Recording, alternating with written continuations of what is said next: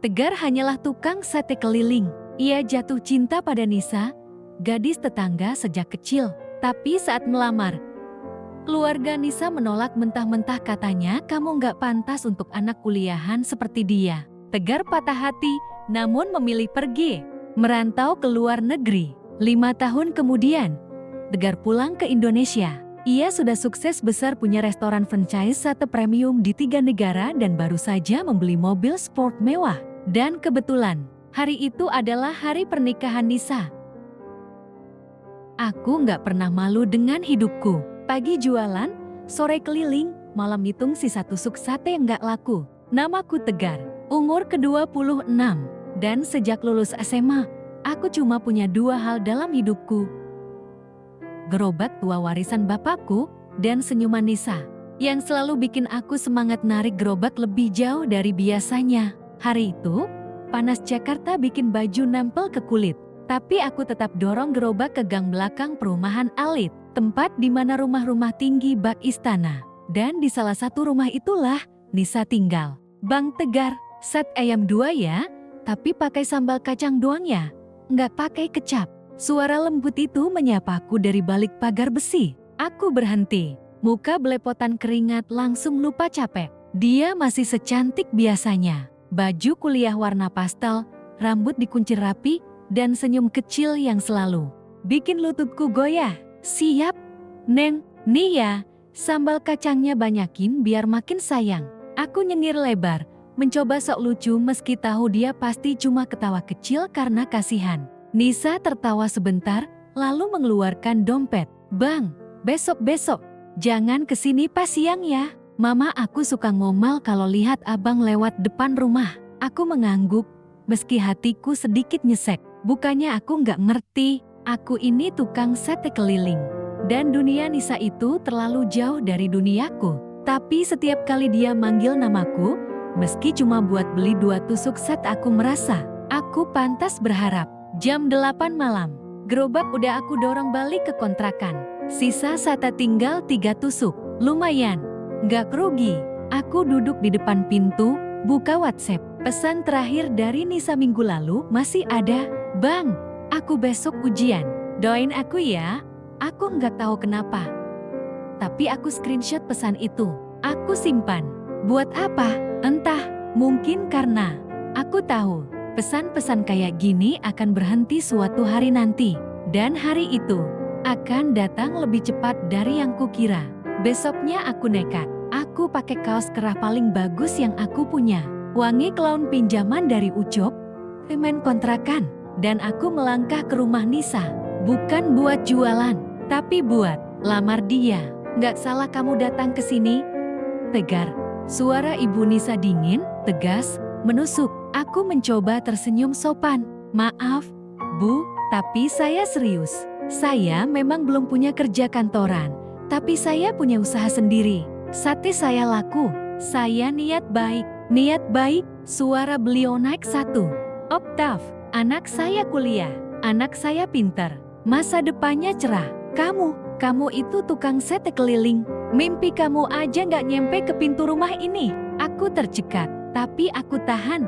Aku menoleh ke Nisa, yang berdiri di balik pintu, menunduk, tak berkata apa-apa, tak membelahku, tak menatapku. Bukan penolakan yang paling menyakitkan, tapi diamnya dia, seolah-olah aku ini benar-benar tak layak bahkan untuk diperjuangkan. Aku keluar dari rumah itu tanpa kata. Malam itu, aku dorong gerobak pelan, tapi di dalam hati ada sesuatu yang patah. Dan anehnya, dari yang patah itu tumbuh niat baru. Aku akan pergi, bukan untuk lari, tapi untuk bangkit. Karena hari ini mereka bilang aku bukan siapa-siapa, tapi siapa tahu nanti mereka akan melihat aku sebagai seseorang yang tak bisa mereka abaikan. 3 hari setelah penolakan itu, aku diam.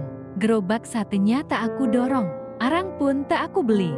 Bahkan ayam potong yang biasa ku tebus tiap pagi di pasar Palmerah, ku biarkan jadi pesanan yang tak pernah kutagih. Aku hanya duduk di kamar kontrakan sempitku. Langit-langit triplek yang biasa aku pandangi sebelum tidur, kini jadi tempatku mengadu. Bukan pada Tuhan, tapi pada sepi yang terlalu banyak bicara. Kalau aku terus di sini, aku bakal jadi omongan. Tukang seti gagal nikah, kalah sebelum berperang, gumamku pelan. Tapi bukan itu yang membuatku akhirnya nekat. Yang membuat aku akhirnya menghubungi paman jauhku di Johor, Malaysia, adalah kalimat terakhir Ibu Nisa sebelum aku keluar dari rumahnya. Mau jadi apa kamu nanti? Mati tua dorong gerobak? Kalimat itu bukan sekadar hinaan, itu cambuk. Dan aku memilih untuk membuktikan kalau aku bisa hidup lebih dari sekadar jualan sate keliling. Tanggal 14 Maret tahun 2018, aku naik kapal dari Tanjung Balai Karimun ke Johor. Tas cuma satu, uang tinggal 700.000. Dan satu-satunya yang bikin aku kuat adalah SMS dari paman. Datang saja, restoran bos saya lagi cari cuci piring. Gaji tak seberapa, tapi kamu bisa mulai dari situ. Hari pertama di dapur itu, aku disambut bau amis udang dan suara bentakan. Tapi aku tidak marah, karena aku tahu, batu loncatan tidak akan pernah seindah karpet merah. Aku cuci piring, aku pel, aku lap meja, bahkan pernah satu hari, aku sendirian bersihkan toilet restoran dari jam 10 malam sampai jam 2 pagi karena karyawan lain pulang duluan. Sampai-sampai, ada koki yang nyeletuk ke aku. Indo, kerja macam robot, tak reti capek ya? Aku cuma senyum, karena memang itu tujuanku, kerja sampai lupa sedih, sampai aku lupa pernah ditolak oleh seseorang yang aku kira akan menungguku berjuang. Tapi bukan kerja keras yang bikin hidupku berubah, melainkan satu hari saat aku iseng masak satu buat staf dapur. Waktu itu chef utama restoran belum datang, pelanggan ramah, dan ayam beku melimpah. Aku spontan bilang, boleh saya coba buat yang khas Indo? Aku racik bumbu kacang dari resep almarhum bapak. Aku tusuk sendiri ayamnya. Aku panggang pakai arang dari dapur belakang. Setelah 15 menit, seluruh staf dapur keluar ke meja makan. Dan salah satu manajer restoran, Mr. Lim, berkata, "Iya, ini siapa masak? Satenya wangi betul, rasa pun best." Dari situlah semuanya berubah. Aku diberi slot menu baru, sate ayam Tegar Indonesian Special. Pelanggan ramai. Dalam 6 bulan, omset naik 18%. Bos tertarik. Aku diajak kerjasama buka cabang kecil di area food court mall. Modal setengah. Dari dia, setengah dicicil dari gajiku. Dan dari sinilah, nama Sate Tegar mulai punya kaki. Kecil, tapi kuat, karena dibangun dari rasa perih dan bumbu warisan seorang ayah yang hidupnya juga tidak mudah. Tahun ketiga aku di Malaysia, aku punya 2 outlet kecil. Tahun kelima, aku punya 1 outlet franchise di Singapura. Tahun keenam, aku membeli mobil pertamaku. Sebuah mobil sport, warna merah merun, hasil tabungan dan kerja 16 jam sehari tanpa cuti. Dan hari itu, sebuah pesan muncul di layar WhatsAppku. "Tegar, kamu masih ingat aku? Ini Nisa." Pesan itu muncul jam 10:47 malam. "Tegar, kamu masih ingat aku? Ini Nisa." Jantungku memukul dinding dada. Bukan karena rindu, tapi karena, jujur saja, aku tak pernah benar-benar melupakan nama itu. Aku baca ulang pesan itu lebih dari 5 kali. Tangan gemetar. Bukan karena cinta tapi karena benteng yang sudah lama aku bangun, kini seakan diacak-acak oleh 3 kata yang terlambat datang. "Masih ingat aku?" Aku tak langsung balas. Sebagai pria, aku belajar memendam. Dan sebagai manusia yang pernah ditolak, karena dianggap tidak pantas, aku belajar untuk tidak gampang membuka pintu yang dulu ditutup tepat di depan mukaku. 3 hari berlalu, pesan itu mengendap. Tapi Nisa mengirim pesan lagi. Aku lihat di Instagram. "Itu kamu kan yang punya restoran sak di Johor? Hebat ya, kamu keren sekarang. Aku senang banget lihat kamu sukses." Aku membaca kalimat-kalimat itu dengan detak jantung yang campur aduk. Dulu, saat aku datang dengan niat baik, aku dianggap sampah. Sekarang, ketika aku sudah berdiri tegak, kenapa mereka mulai mencari? Apa karena mobilku? Atau karena restoran dengan logo mukaku di setiap brosurnya?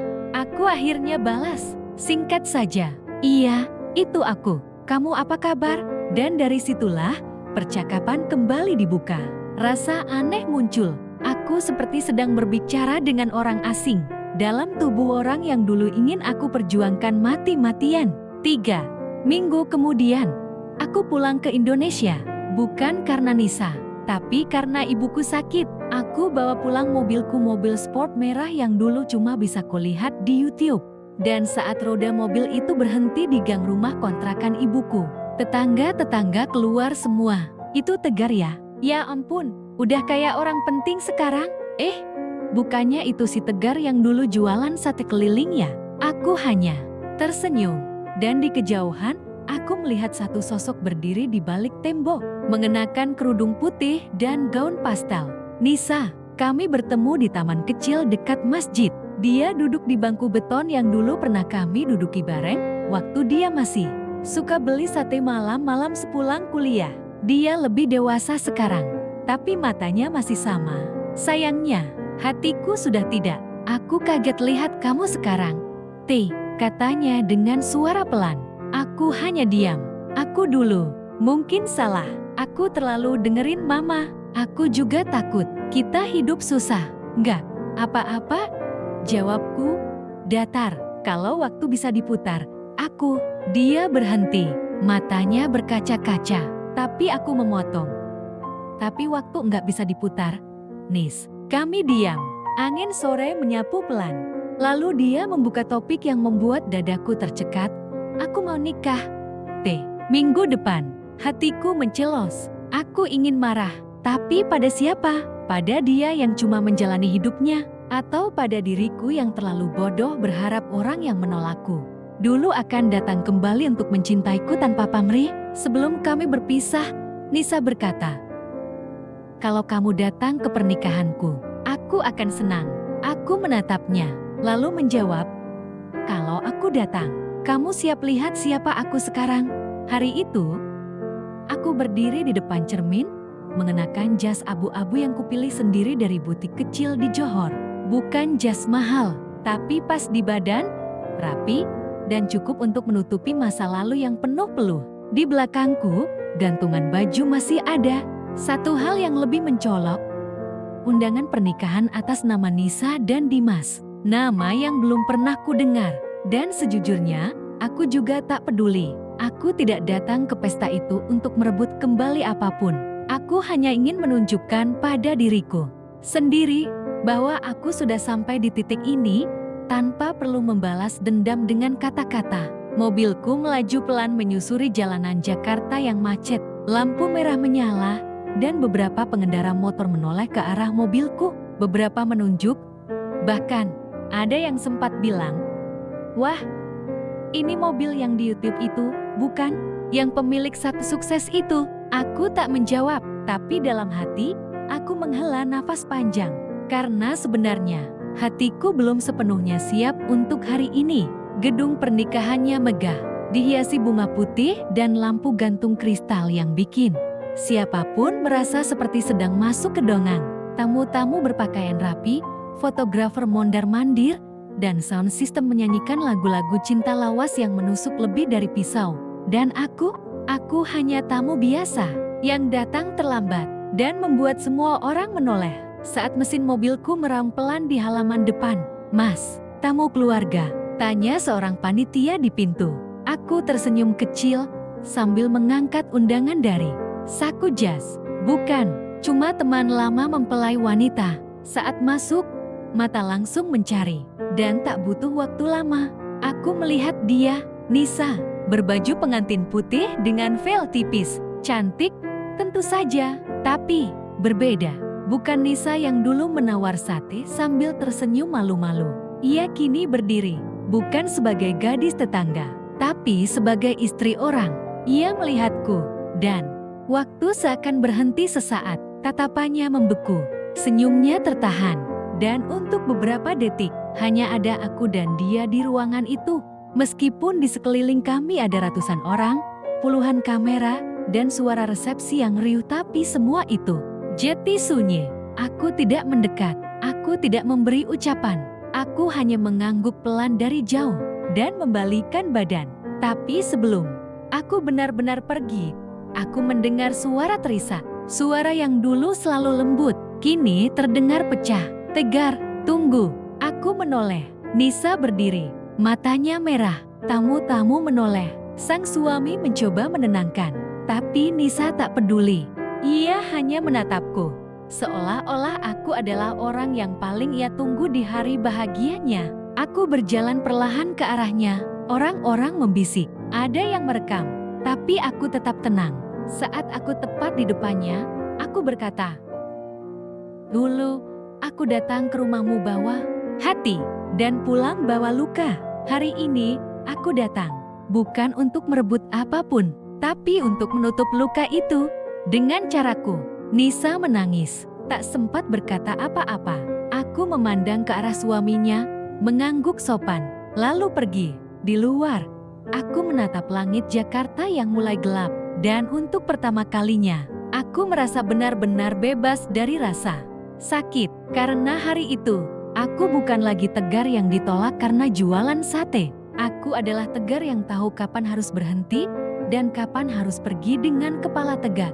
2 hari setelah pernikahan itu, aku kembali ke Johor. Aku kira semuanya akan kembali normal, sibuk urus cabang, kirim bahan baku ke outlet Singapura, dan mengecek laporan dari cabang baru di Penang. Tapi satu sore, saat aku sedang mengecek stok ayam dan bumbu kacang di dapur, manajerku mengetuk pintu dan berkata, "Bos Tegar, ada tamu dari Korea. Katanya dia investor, ingin bicara langsung."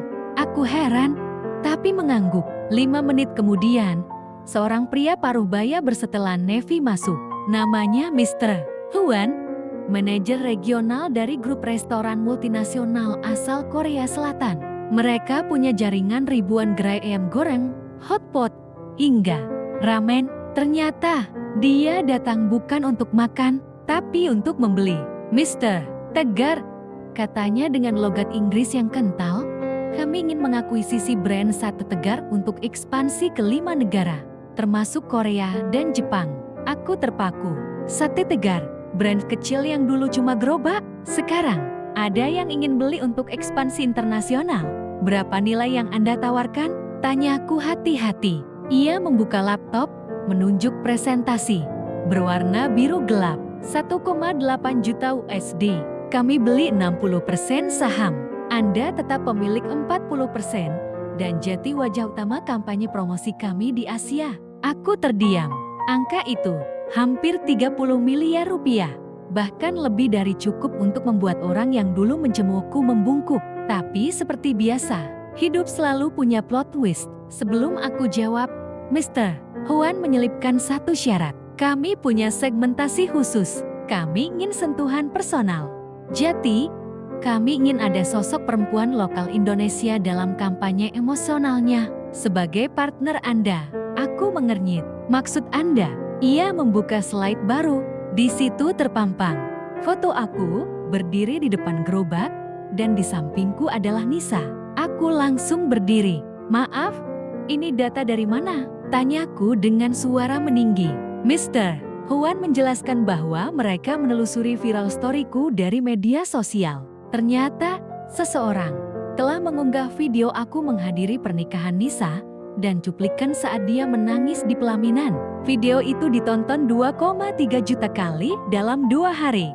Dan netizen menjuluki kisahku, "Balas dendam paling elegan tahun ini. Mereka suka kisahmu, Mr. Tegar," kata Mr. Huan. "Mereka percaya emosi adalah bumbu terbaik dalam marketing." Aku menghela napas. Sukses ini rasanya tiba-tiba getir.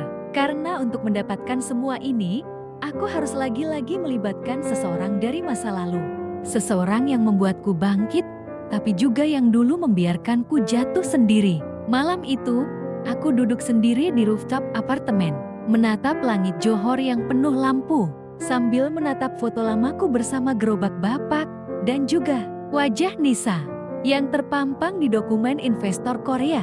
Kalau aku terima, aku akan jadi orang besar. Tapi apa itu berarti aku harus memanfaatkan luka lama sebagai alat promosi? Hatiku bimbang, karena harga yang harus dibayar bukan cuma saham, tapi juga dignity, harga diri, dan luka yang belum tentu sepenuhnya sembuh. Lanjut ke bab 6, Tegar menemui Nisa untuk minta izin gunakan citranya. Tapi percakapan mereka membuka luka baru dan satu rahasia dari masa lalu Nisa yang tak pernah ia tahu. Aku tidak tidur semalaman.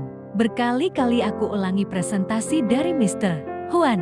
Aku coba mencari celah, alasan untuk menolak tawaran itu tanpa harus menyesal seumur hidup. Tapi tetap saja, angka 30 miliar rupiah itu terlalu besar untuk sekadar diabaikan. Namun satu hal menggangguku lebih dari nilai uangnya. Kenapa harus Nisa? Keesokan harinya, aku putuskan kembali ke Jakarta. Kali ini bukan untuk konfrontasi, tapi untuk bicara secara baik-baik. Aku tak ingin lagi ada luka baru. Aku menunggu di depan rumah kecil di gang belakang perumahan itu. Ya, rumah Nisa yang dulu pernah menjadi saksi aku ditolak mentah-mentah. Tak lama, Nisa keluar, tanpa riasan, tanpa gaun pengantin, hanya dengan daster dan wajah yang terlihat lelah. Kami duduk di kursi panjang depan rumah. Nis, aku nggak akan muter-muter. Aku datang buat minta izin. Izin?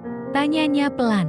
Aku membuka dokumen dari tablet. Ada investor Korea mau beli 60% saham bisnis sateku. Tapi mereka minta kamu terlibat secara simbolik karena kamu ada di video viral itu. Karena publik suka kisah kita. Nisa menunduk, tangannya gemetar. Beberapa detik, ia tidak berkata apa-apa. Lalu, dengan suara nyaris tak terdengar, ia bilang, "Kamu tahu, Teh, kenapa aku nangis waktu itu? Bukan karena kamu datang." Aku menatapnya. Terus, karena aku sadar, aku nggak pernah benar-benar milih jalan hidupku sendiri. Mama yang nentuin siapa aku harus nikah. Papa yang tentuin kuliahku. Dan waktu kamu datang, Teh, aku sebenarnya pengen lari. Tapi aku takut. Takut dibilang bodoh kalau milih tukang setet. Air matanya jatuh lagi. Tapi kali ini, aku bisa membedakan. Itu bukan tangisan karena aku sukses. Itu tangisan karena dia tahu dia kalah pada rasa takutnya sendiri. Aku mau bantu, Teh, ucapnya kemudian. Tapi bukan karena uang, bukan karena viralnya, tapi karena aku ingin nutup cerita lama kita dengan tenang. Aku mengangguk. Untuk pertama kalinya, kami sepakat bukan sebagai dua orang yang saling mencintai, tapi sebagai dua orang yang sudah belajar dari kehilangan. Seminggu kemudian, sesi foto untuk kampanye dilakukan. Kami berdiri di depan gerobak Satetiruan di studio. Nisa mengenakan blus sederhana, aku memakai celemek, dan kamera mulai merekam. Tapi di sela-sela jeda tik, Nisa mendekat, lalu berbisik, "Teh, makasih ya, karena kamu pernah jadi orang yang aku tolak. Aku belajar mencintai diriku sendiri lebih dalam." Aku tidak menjawab, tapi senyumku cukup untuk menutup bab yang dulu terbuka dengan luka. Tapi, cerita ini belum selesai, karena saat kontrak ditekan dan semua siap launching, seseorang dari masa lalu datang dan mengklaim bahwa merek Sate Tegar bukan sepenuhnya milikku. Tepat 2 hari setelah kampanye Sate Tegar resmi diluncurkan, notifikasi emailku berbunyi tanpa henti. Awalnya aku mengira itu kabar baik, laporan penjualan, antusiasme media, atau tawaran kerjasama baru. Tapi tidak, yang aku baca justru bikin perutku terasa ditonjok dari dalam. SDR, Tegar Ramadan diminta segera menghentikan penggunaan merek dagang Sate Tegar karena hak atas nama tersebut telah didaftarkan oleh pihak lain sejak 2019. Mata langsung memanas, tanganku mengepal di meja. Siapa yang berani mengklaim nama itu? Itu nama aku. Itu nama gerobak bapakku. Itu nama yang kubawa saat aku ditolak, terhina, dan hampir mati kelaparan. Tim legal dari pihak investor Korea langsung menghubungiku lewat Zoom. Wajah mereka tegang. Salah satu dari mereka bertanya dengan nada serius, "Mr. Tegar, can you explain why the brand name registration is not under your name?" Aku tercekat, dan untuk sesaat, aku sadar, aku tak pernah secara resmi mendaftarkan nama itu ke Haki. Selama ini aku hanya pakai karena itu nama asliku. "Kami butuh jawaban," ujar Mr. Huan. Aku mencoba menenangkan diri. "Saya tahu siapa yang melakukan ini," kataku pelan. "Saya akan urus langsung." Sore itu, aku kembali ke kontrakan lama, tempat gerobak pertama bapak dulu disimpan. Dan aku benar. Di sana aku bertemu Ucup, temanku sejak kecil, yang dulu bantu-bantu dorong gerobak waktu aku masih kuliah. Aku menatapnya tajam. Lo daftarin nama Sate Tegar atas nama lo? Tanyaku to the point. Ucup terlihat kaget, lalu mencoba santai. Lah, waktu itu lo ke Malaysia ninggalin semua. Gue yang lanjutin jualan satenya. Gue ciptain ulang resep lo. Gue bangun dari nol juga. Tapi itu resep bapakku. Nama gue sendiri, lo ngerti nggak? Ucup berdiri. Lo sukses sekarang karena viral. Tapi yang jaga satenya saat lo tinggalin, gue. Gue juga punya andil. Kami berdebat sengit, bukan soal uang, tapi soal pengkhianatan diam-diam, soal merek yang lahir dari luka, dan soal harga dari sebuah nama. Ucup menolak melepas hak merek itu. Kecuali aku bayar 1 miliar rupiah. Malam itu aku duduk sendiri, di depan kontrak yang siap dibatalkan, di depan investor yang mulai ragu, dan di depan berita-berita gosip yang mulai menyudutkanku. Sate Tegar ternyata bukan milik Tegar sendiri, kisah inspiratif atau penipuan branding. Teman lama bongkar rahasia tukang sate yang jati miliarder, hatiku hancur. Aku pikir aku sudah bebas dari masa lalu. Ternyata, masa laluku sendiri datang menggigit seperti anjing lapar yang tak pernah benar-benar pergi. Semalaman aku duduk di depan meja kerja. Dokumen tuntutan dari Ucup terbuka. Pesan dari investor masih belum aku balas. Satu-satunya hal yang kupikirkan hanya satu. Apa arti kesuksesan kalau harus dibeli dengan mengorbankan semua kenangan? Kupandangi logo Sate Tegar di kemasan produk. Bentuknya sederhana. Hanya siluet gerobak dan tulisan tangan bapakku yang dulu aku salin dari papan kayu pertama kami. Aku ingat dulu bapak pernah bilang, "Nah, kamu boleh gagal, tapi jangan pernah jual harga diri. Karena satu-satunya warisan yang bapak punya buat kamu cuma nama baik." Dan malam itu, untuk pertama kalinya, aku menangis. Pagi harinya aku ambil keputusan. Aku datang ke kantor notaris bersama tim legal dan mendaftarkan merek baru, Gerobak Ayah, dengan tagline "Dari jalanan untuk dunia." Aku hubungi Mr. Huan dan berkata, "Saya mundur dari nama Sate Tegar, tapi saya akan bangun brand baru, cerita baru, tanpa pengkhianatan, tanpa beban. Kalau Anda percaya dengan saya, mari kita mulai dari sini." Ada jeda di ujung telepon. Lalu Mr. Huan menjawab, "Kami tak membeli nama, Mr. Tegar. Kami berinvestasi pada jiwa, dan kamu adalah jiwa dari semua ini." 2 bulan kemudian, gerai pertama Gerobak Ayah dibuka di Jakarta Selatan. Antrian mengular, media meliput, netizen memuji keberanianku melepas nama lama dan berdiri dengan identitas baru.